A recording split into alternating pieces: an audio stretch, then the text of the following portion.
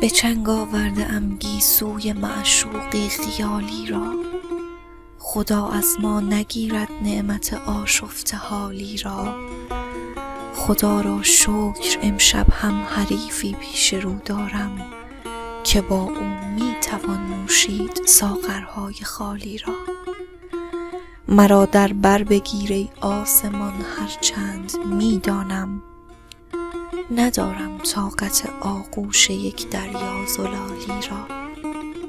ز مستی فاش می گویم تو را بوسیده ام، اما کسی باور ندارد حرف مست لاابالی را. من آن خاکم که روزی بستر رودی خروشان بود، کنار چشمه بشکن بغض این ظرف سفالی را.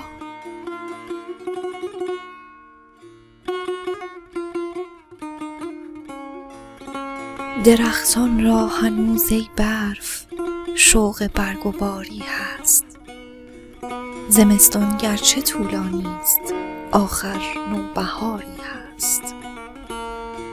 مرا در قلب خود کشتی و از دنیای خود راندی، گمان می کردم ای بی‌رحم بین ما قراری هست.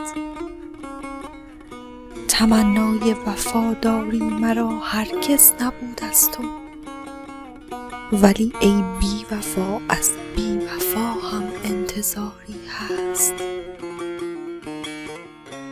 چو در قلب تو می تازند بعد از من رقیبانم، به یاد آور که در صحرای آغوشت مزاری هست. اگر یک عمر هم در بستر آرامشت باشی، بدان ای رود در پایان راهت آبشاری هست.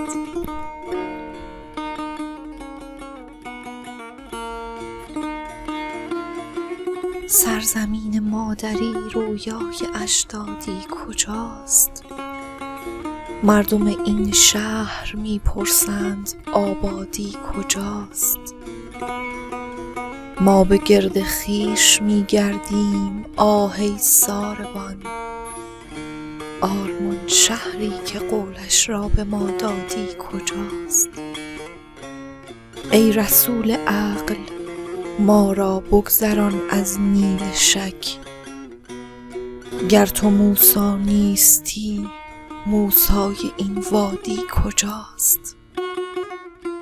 خنده های عیش ما جز خود فراموشی نبود، این هم از مستی که فرمودی بگو شادی کجاست؟ باد در فکر رهایی روی آرامش ندید، راه بیرون رفتن از زندان آزادی کجاست؟